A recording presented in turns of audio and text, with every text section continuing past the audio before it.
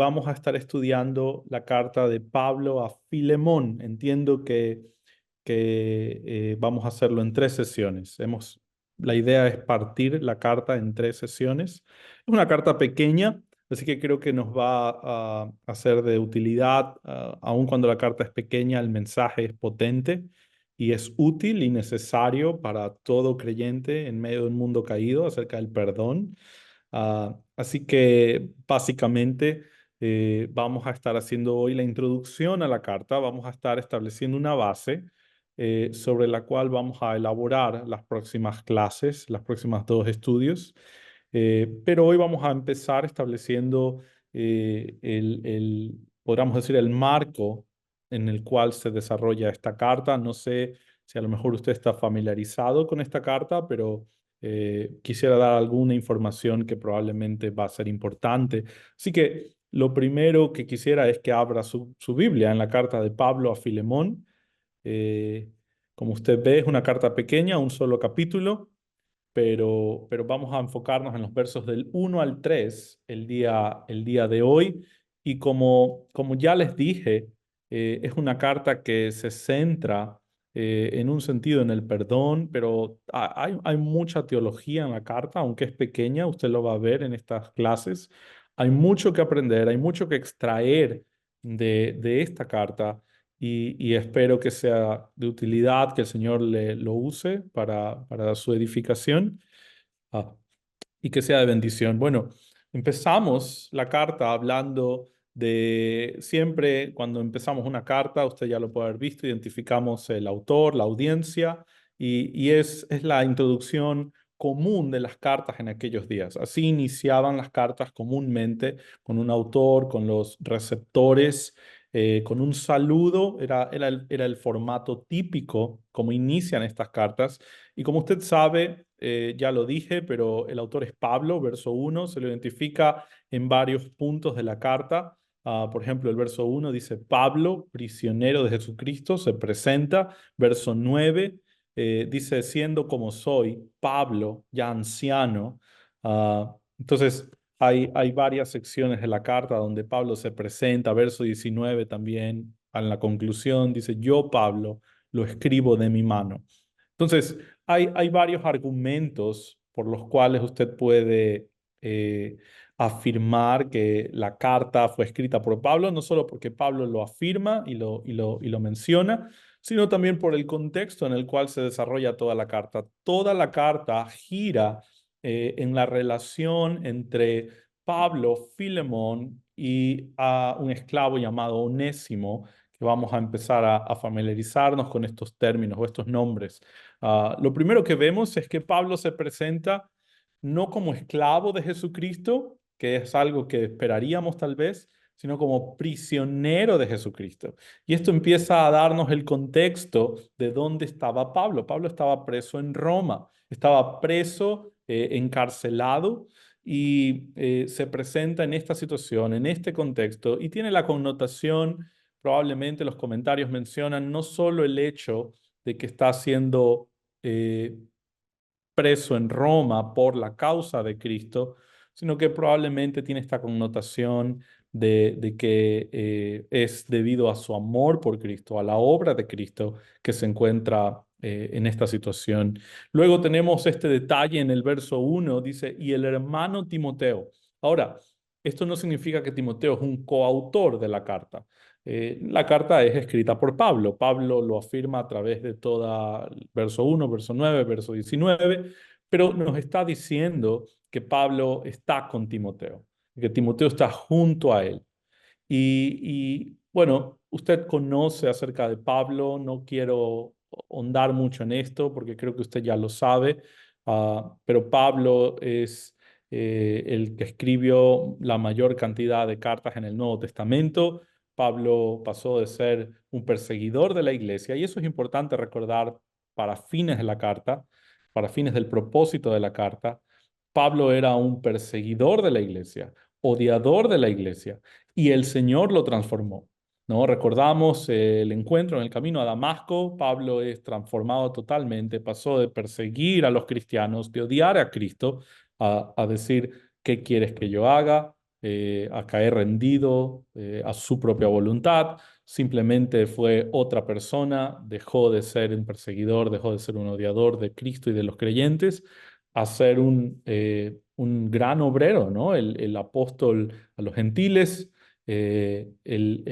como ya dijimos, el que más cartas ha escrito en el Nuevo Testamento. Entonces, lo que podemos entender acá, o lo que podemos empezar a ver, es que, y es importante recordar, es que Pablo también tuvo una vida pasada, como todos nosotros. Y esto va a ser importante cuando nos acerquemos a estudiar a Onésimo y lo que Pablo va a pedirle a Filemón en nombre de Onésimo. Ya me estoy adelantando un poco, pero quiero guardar eso para más adelante. Lo primero que vamos a ver es que Pablo se dirige, Pablo es el autor, hemos visto ya el autor de la carta, es Pablo, pero hay un receptor de la carta. Básicamente, el receptor de la carta es Filemón.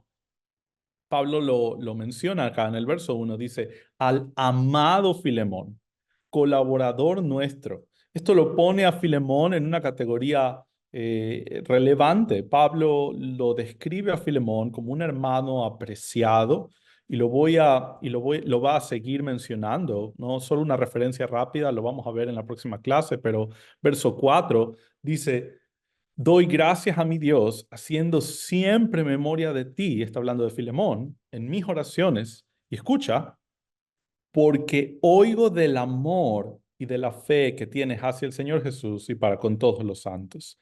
Entonces, eh, Filemón es un hombre activo en la vida de la iglesia en Colosas, es donde se desarrolla esta iglesia.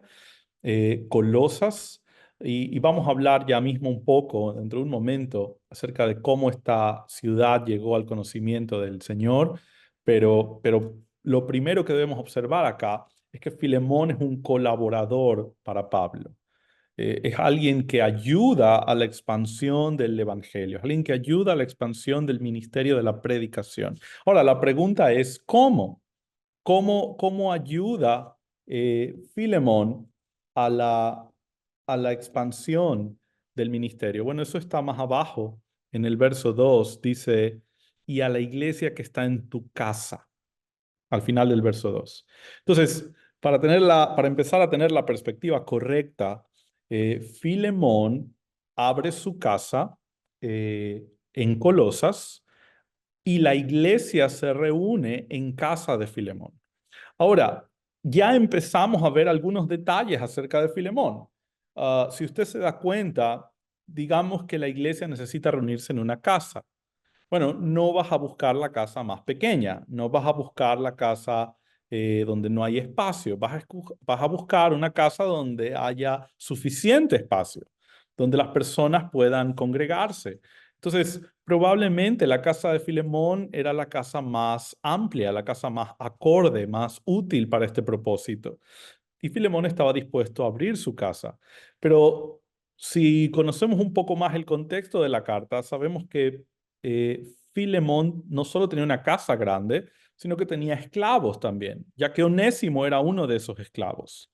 Entonces, Onésimo todavía no sale en escena hasta varios versículos más adelante, pero hasta el verso 8, pero nos va a ser útil entender esto desde la introducción. Entonces, Pablo se dirige a Filemón, quien hospeda la casa, y aparentemente todo indica que Filemón tiene una posición social o una posición económica cómoda, podríamos llamarlo así, una posición alta. ¿Por qué? Bueno, porque es la casa más amplia, es el que tiene esclavos. Entonces, todo esto apunta a que probablemente Filemón tenía una posición económica cómoda y que la estaba usando para el servicio del Señor. Y esto es muy interesante. Él estaba usando los recursos que el Señor le daba para la expansión del ministerio, por eso Pablo lo llama colaborador. Verso 2, y a la armada hermana Apia. Aquí algunos comentaristas mencionan que muy probablemente, aunque el texto no lo afirma y por eso no podemos ser dogmáticos en esto, pero lo más probable es que la hermana Apia sea la esposa de Filemón. ¿Por qué? Bueno, por la conexión del contexto, ¿no? Amado Filemón, amada hermana Apia, el hecho de que los ponga tan cerca en la salutación es porque hay una relación cercana con ellos. Entonces, lo más probable es que ella sea su esposa de Filemón. Y por la descripción de Pablo, pues parece ser tiene un corazón similar al de Filemón, ¿no? Es una hermana amada por la forma en que Pablo se refiere a ella. Ahora, hay un tercer nombre en escena, verso 2 y Arquipo, nuestro compañero de milicia. Y aquí es donde hay cierto debate, si usted ha escuchado acerca de esto, pero aquí hay cierto debate en si Arquipo es hijo de Filemón y de Apia. Algunos dicen, bueno, nuevamente por la relación, por el contexto, Filemón es el esposo de Apia y Arquipo es hijo de Filemón y de Apia. Bueno, podría tener algo de sentido, pero nuevamente el texto no lo dice. El texto no lo menciona. Pero lo que sí menciona el texto es que Arquipo es compañero de milicia. Observa que no le llamó simplemente colaborador, no simplemente dijo, eres un buen hermano, eres un hermano amado. Observa que se refiere a Arquipo como compañero de milicia. Entonces, lo que sí sabemos es que Arquipo es predicador de la palabra igual que Pablo. ¿No? Quizás no sé si tan bueno como Pablo, pero al menos eran compañeros de la predicación. Por eso Pablo le llama en este término compañero de milicia. Pablo empieza saludando a Filemón, que es el dueño de casa, a Apia, que probablemente es su esposa, y al predicador, Arquipo, quien es el predicador de la iglesia en Colosas, que es la ciudad donde está la casa de Filemón y se reúne la iglesia. Entonces, todo esto es contextual, todo esto nos ayuda, nos nutre de la información de trasfondo para saber qué está pasando.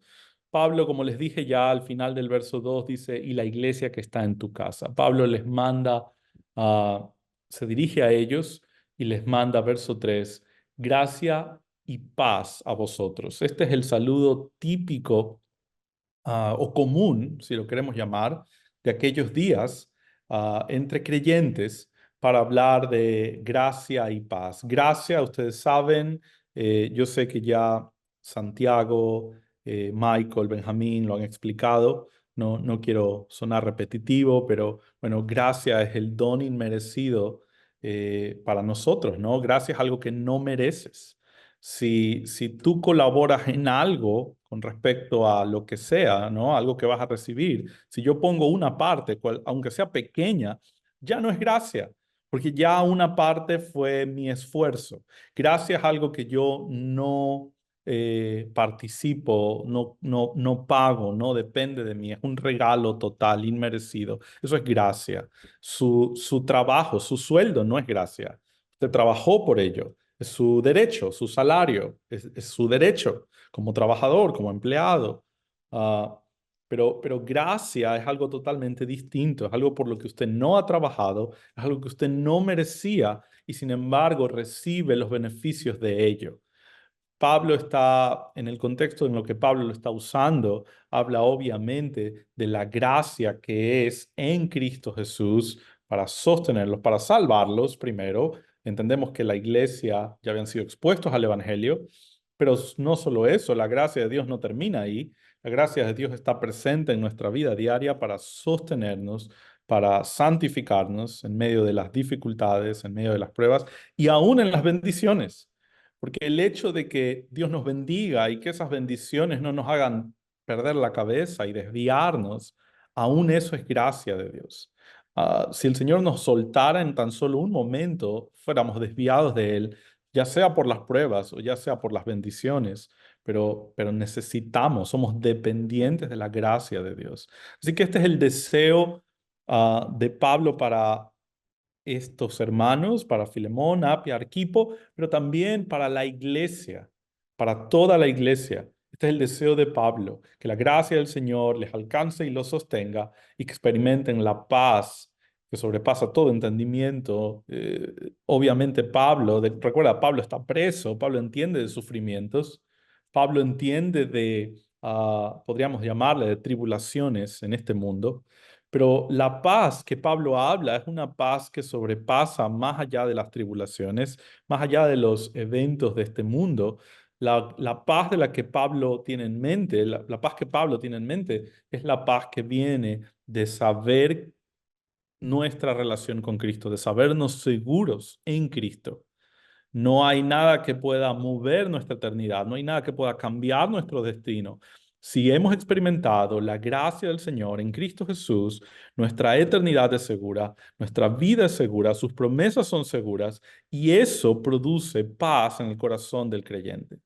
Así que Pablo está recordándoles, aún en la introducción, estas verdades necesarias pero principales. Luego Pablo termina el verso 3 mostrando quiénes son cuál es la fuente de esta gracia y de esta paz de la que él ha apuntado. Dice, gracia y paz de Dios, nuestro Padre, y del Señor Jesucristo.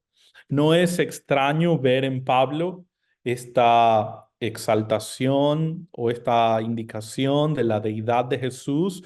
Pone a Dios Padre y a nuestro Señor Jesús, a Dios Hijo, los pone en exactamente la misma posición. Esto no es extraño de Pablo, lo vemos en la carta, por ejemplo, a Tito, en el capítulo 2. No vamos a ir ahí, solo es una referencia. En el capítulo 2 de la carta a Tito, Pablo hace lo mismo, dice, Dios es nuestro Salvador, y luego dice dos versículos más abajo, Jesús nuestro Salvador. Está poniendo a Jesús, está comunicándonos una doctrina correcta acerca de la deidad de Jesús. Es coeterno, es de la misma autoridad, es de la mismo poder, mismo valor. eh, no podemos hacer una distinción ni de valor ni de autoridad entre Dios Padre y nuestro Señor Jesucristo. Y eso Pablo lo enfatiza a lo largo de sus escritos fuertemente. Entonces, para dar un poco de contexto, recuerda que esta primera clase vamos a sentar la base de la carta y para que puedas digerir mejor el resto de la carta, vamos a entender un poco cómo se origina la necesidad de escribir esta carta. ¿Por qué Pablo tiene que escribir esta carta? ¿Por qué Pablo quiere hablarle a Filemón en primer lugar? Bueno, todo empieza cuando Pablo estuvo en Éfeso predicando durante varios años. Y una persona llamada Epafras fue instruida por Pablo en Éfeso y luego volvió a su ciudad, que es Colosas, con el mensaje del Evangelio y plantó la iglesia en Colosas. De esto ya han pasado varios años y la iglesia ha crecido y gracias a Dios la iglesia está fuerte y se han levantado hermanos como Filemón, amados hermanos como Filemón, como Apia, predicadores como Arquipo, que está exponiendo la escritura, está exponiendo la revelación. Eh, y entonces, después de algunos años, parece ser que la iglesia la iglesia en Colosas, está teniendo ciertas dificultades, ciertos ataques. Por la, por la carta a Colosenses podemos saber cuáles son esos ataques. La carta a Colosenses y la carta a Filemón van de la mano, fueron compuestas en el mismo periodo, aproximadamente en el año 61 después de Cristo, y lo que vamos a observar acá simplemente es que estas dos cartas van de la mano, se alimentan y nos ofrecen una comprensión del contexto en el cual la carta a Filemón se desarrolla. La carta en Colosas corrige fuertemente, Colosenses 1 sobre todo, corrige ideas equivocadas acerca de Jesús. Recuerda que Pablo en Colosenses 1 menciona de que Jesús no es un ser creado, Jesús es el creador de todo lo que existe, lo visible, lo invisible, de que Él no es un ser creado, no es un ángel, que Él es superior a todo ello, Él es el autor de la vida, es la esencia misma de la vida y todo esto va de la mano, Pablo lo escribe porque habían ataques de falsas doctrinas, sobre todo con respecto a Jesús, girando en la iglesia Colosas. Estaba naciendo lo que luego eh, se desarrollaría como ideas que decían, bueno, Jesús no es Dios totalmente. Ellos decían, ¿por qué? Porque la materia es mala y lo espiritual es bueno. Ellos quizás has oído de esto. Ellos decían, todo lo material, toda la materia es malo. Por lo tanto, algunas de las ideas que se estaban metiendo en Colosas, filtrando en Colosas, es, ya que la materia es mala, entonces Jesús, si es bueno, no puede haber tenido un cuerpo físico. Es las conclusiones a las que ellos llegaban. Por lo tanto, decían, Jesús tenía apariencia de cuerpo. Cuando Jesús caminaba en la arena no dejaba huellas, decían, porque no tenía peso, porque tenía una apariencia de cuerpo.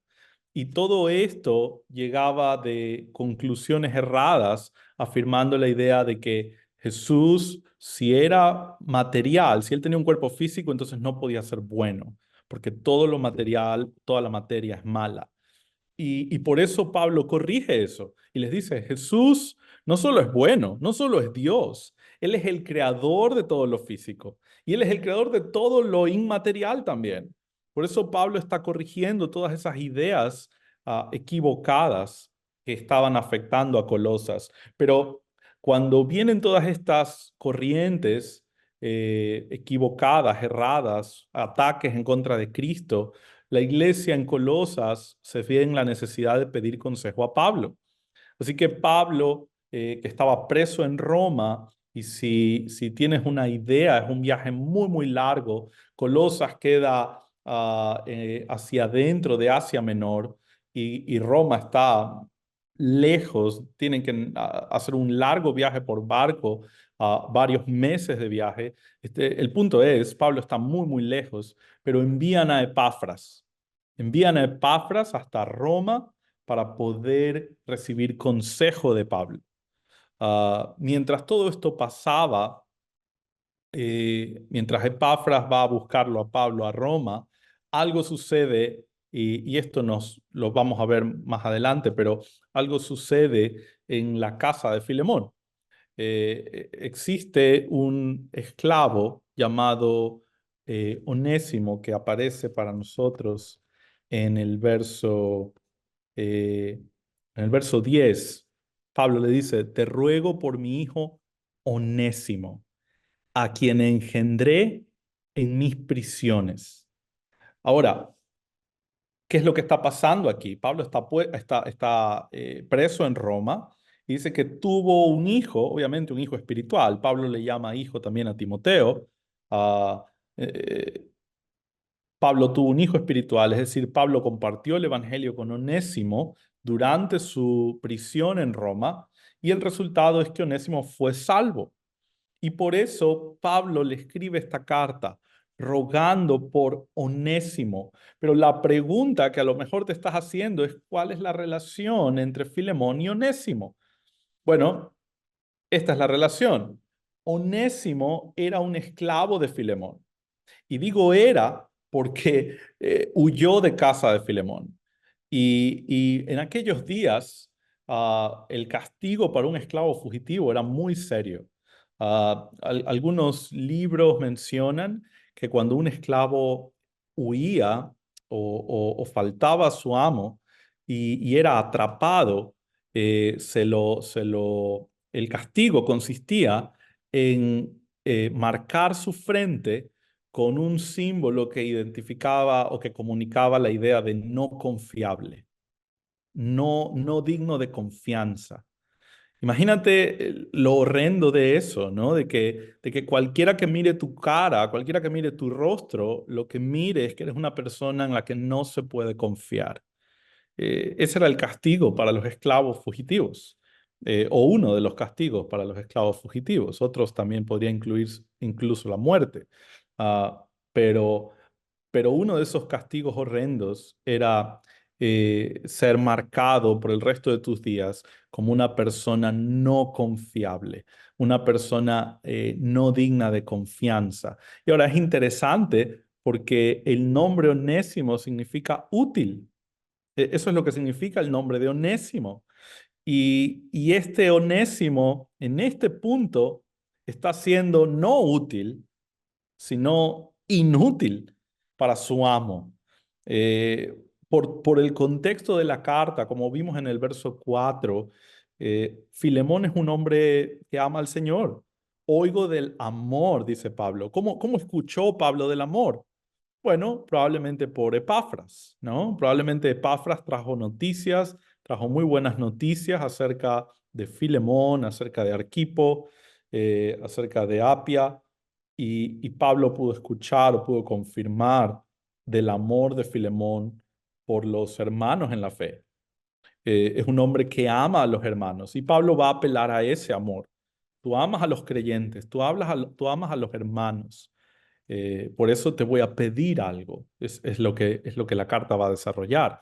Entonces, Onésimo, a todas luces, era esclavo de Filemón. En aquellos días, y aquí surge la pregunta acerca de la esclavitud, de que si la Biblia eh, premia o condena la esclavitud. ¿Cuál es la posición de la Biblia con respecto a la esclavitud? Bueno, primero que nada, cuando hablamos de la esclavitud debemos entender que cuando pensamos en la esclavitud hoy en día, pensamos en las películas de Hollywood o pensamos en la versión de la televisión que tenemos acerca de la esclavitud, pero la esclavitud no empezó de esa manera. No, todo sistema humano se pervierte, ¿no? O sea, la política puede tener muy buenas intenciones, pero cuando el hombre entra en escena se pervierte. ¿Por qué? Porque el hombre es malvado, es pecador. Entonces, de igual manera, la idea de la esclavitud inició con una intención positiva, pero nuevamente el ser humano fue pervirtiendo ese modelo. Pero inicialmente la idea de la esclavitud era proveer resguardo, alimento, bienestar a cambio de trabajo, ¿no? Habían esclavos buenos, como Filemón, por ejemplo. De hecho, cuando la Biblia habla de la esclavitud, el mensaje es que sean buenos esclavos, de que sean sujetos a sus amos, de que reflejen a Cristo en medio de su relación con sus amos. Y la historia nos cuenta que muchos amos venían a la salvación y producto de la salvación, producto de su nueva vida en Cristo, ellos decían, ok, a los esclavos, si quieres irte adelante. Y muchos esclavos preferían quedarse en casa con sus amos. ¿Por qué? Porque eran hombres buenos, eran hombres que cuidaban de ellos. Recuerda que en aquellos días no había policía, en aquellos días no habían derechos laborales, en aquellos días no había seguro social, en aquellos días era mucho más desordenada la situación. Y para muchos, estar afuera, sin ninguna protección, sin un lugar, era equivalente a mucho sufrimiento, incluso la muerte. Entonces, tener un lugar, alguien con recursos, un hombre con recursos que te proteja y que te dé lugar para ti, para tu familia, alimento para ti, para tu familia, ropa, vestido para ti, para tu familia, a cambio de trabajo, para muchos era un buen negocio. Para muchos era un buen negocio. Entonces, nuevamente, obviamente abusar de otra persona siempre está mal. Quiero ser claro en eso. La esclavitud no es un modelo que vamos a querer duplicar hoy en día. Solamente quiero darte la idea correcta, cómo inició esta relación laboral en un sentido y que fue pervirtiéndose con abusos, fue pervirtiéndose a través del tiempo debido al pecado. Pero nuevamente, cuando pienses en Filemón como un amo, no pienses en un amo malvado. ¿Por qué? Bueno, no podemos pensar en Filemón como un amo malvado, primero porque Pablo habla muy bien de Filemón. Y segundo, en toda la carta no hay ningún reproche para Filemón. No, no le dice Pablo, mira, yo sé que tú actuaste duro con Onésimo, yo sé que tú le hiciste esto, pero no. Pablo simplemente dice, tú eres un buen hombre, tú amas a los creyentes, perdona a Onésimo. Onésimo ha faltado a tu confianza. Y algunos podríamos mencionar algunas cosas acerca de qué exactamente pasó, pero si somos sinceros, el texto no lo dice. El texto no dice exactamente qué pasó. Lo que sí sabemos es que Onésimo era esclavo de Filemón. En algún punto hubo algún tipo de traición. La traición más común que un esclavo como Filemón, un esclavo, perdón, como Onésimo, podría haber cometido es haber cometido algún hurto dentro de la casa, alguna propiedad, algún bien de Filemón, haberlo robado, haberlo vendido rápidamente y haber huido. Eh, Ahora, ¿cómo Onésimo llega hasta Roma? Bueno, porque tenía dinero. No, no puedes hacer un viaje tan largo, no puedes hacer un viaje de tantos meses sin dinero, sin recursos. Necesitas algo de dinero para hacerlo. No, no puedes llegar hasta Roma. Probablemente Onésimo decidió en su pecado, en su maldad, no conoce a Cristo en este punto, Onésimo, y decide faltar a su buen amo Filemón y decide faltar a la confianza de Filemón. Y todo indicaría que hurtó algún bien y luego decide huir al lugar más lejano del mundo, donde nadie me va a encontrar nunca, donde voy a escapar de Filemón para siempre.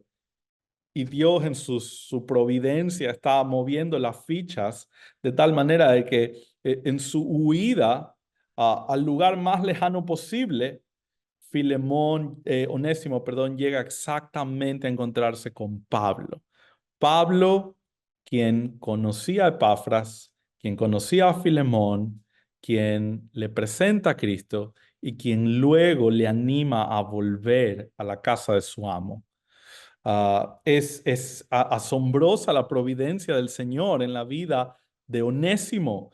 Onésimo quiere huir, quiere huir de la iglesia, porque acuérdate que la iglesia se reúne en casa de Filemón. Probablemente Onésimo escuchó el mensaje del Evangelio varias veces. Probablemente Onésimo estaba familiarizado con la iglesia y con Cristo, al menos había escuchado. Eh, y decide huir de todo eso, decide robar o al menos es lo que se entiende.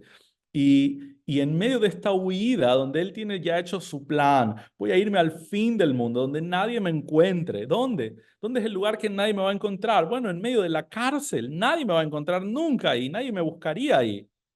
Bueno, el Señor tiene todo milimétricamente planeado y Onésimo se encuentra con Pablo. Ahora, yo no imagino, debe haber sido una conversación bastante interesante, ¿no? Entre Pablo y Onésimo.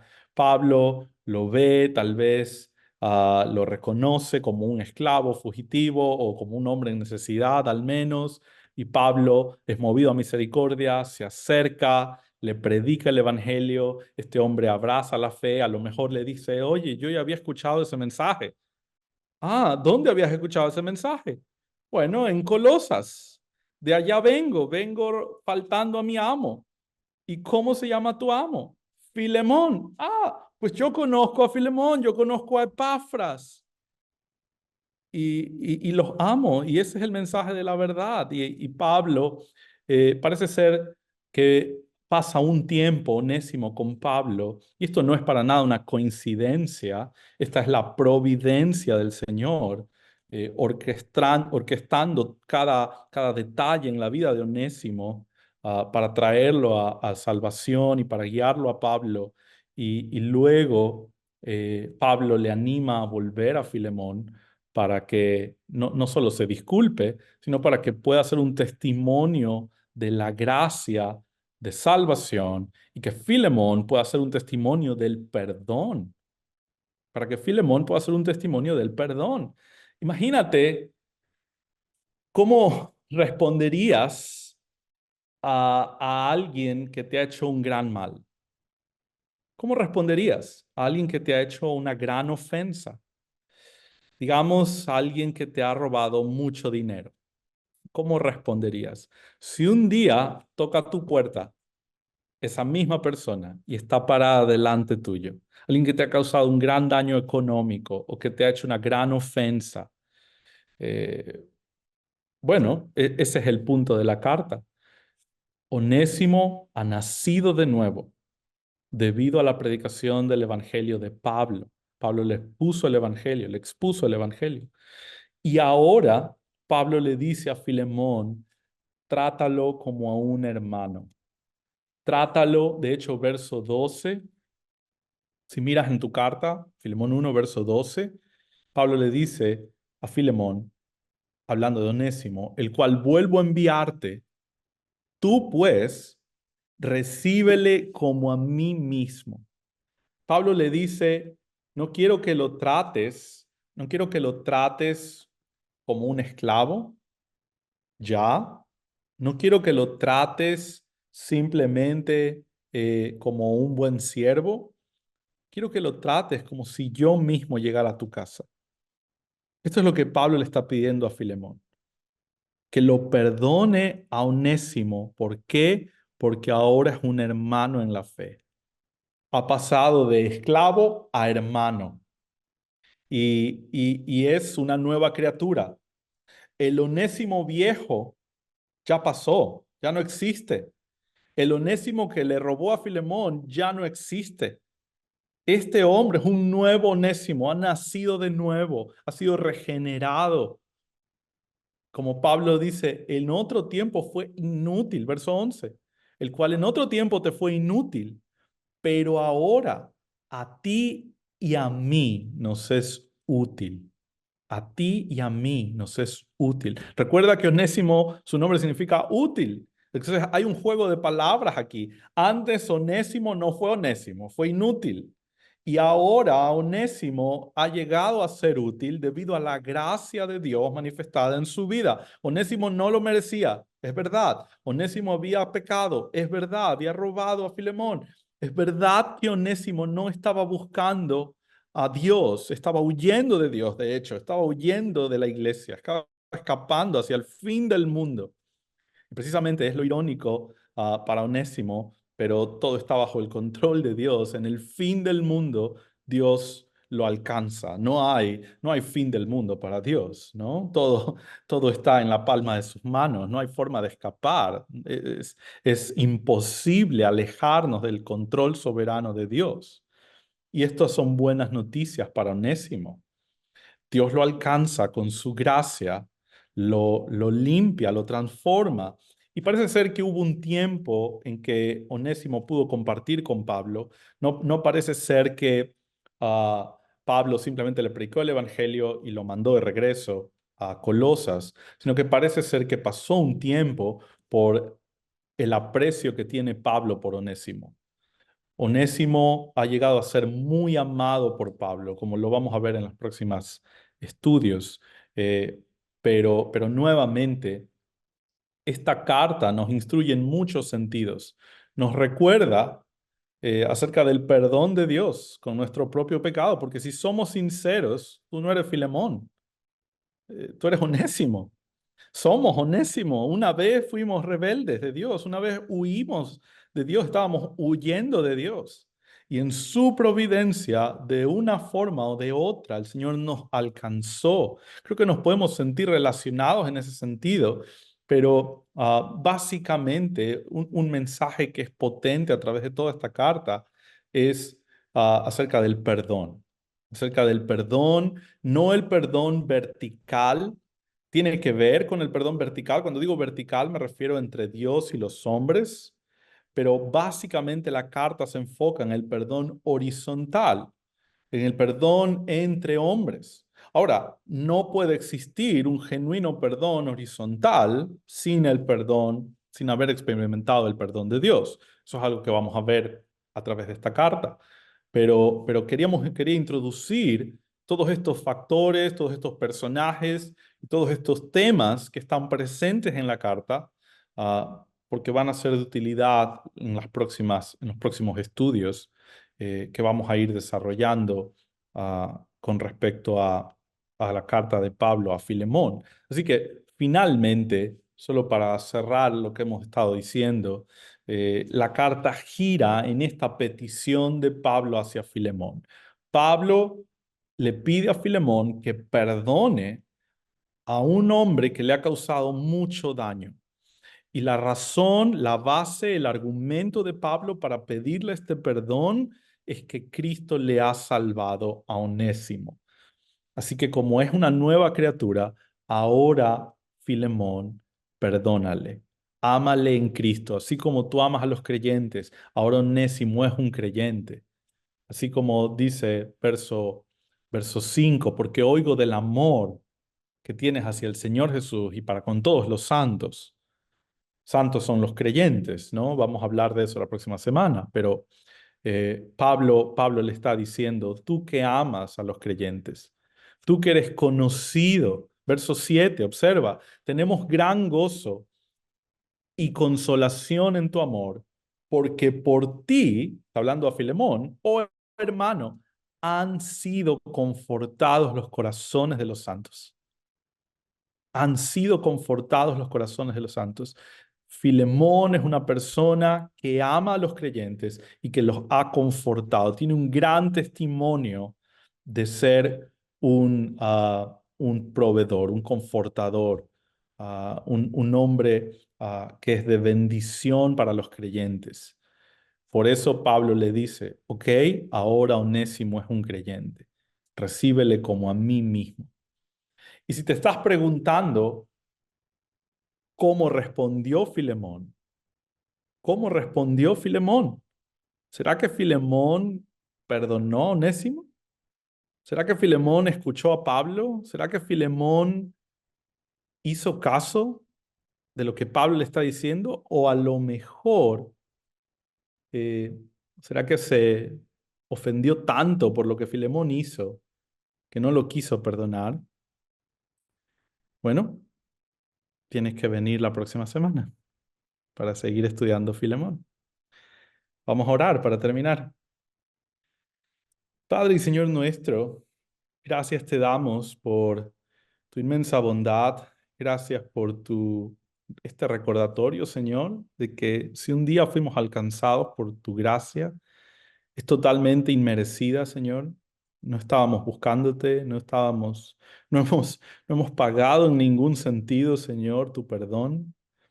Eh, Padre, tú nos alcanzaste cuando estábamos huyendo de ti, cuando no queríamos saber nada de ti. Y en tu gracia, Señor, nos has dado en Cristo, Señor, verdadera salvación, verdadera paz, verdadera seguridad, de saber que nuestra eternidad es segura, Señor.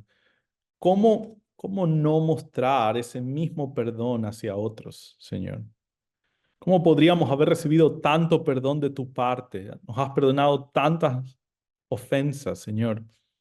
¿Cómo podríamos ser fríos cuando tenemos que mostrar perdón hacia un hermano? Señor, gracias por este recordatorio. Permítenos seguir profundizando en esta carta. Permítenos que sea de bendición a nuestras vidas, Señor, y que esta introducción nos ayude a seguir estudiando las próximas semanas, Señor. Gracias por la iglesia en Cali. Gracias por la labor ardua de Santi, de Michael, de Benjamín, de tantos hermanos, Señor, de César, de Andrés, de tantos hermanos que sirven allá de una forma ejemplar, Señor. Gracias por este momento, Señor. En Cristo Jesús oramos. Amén.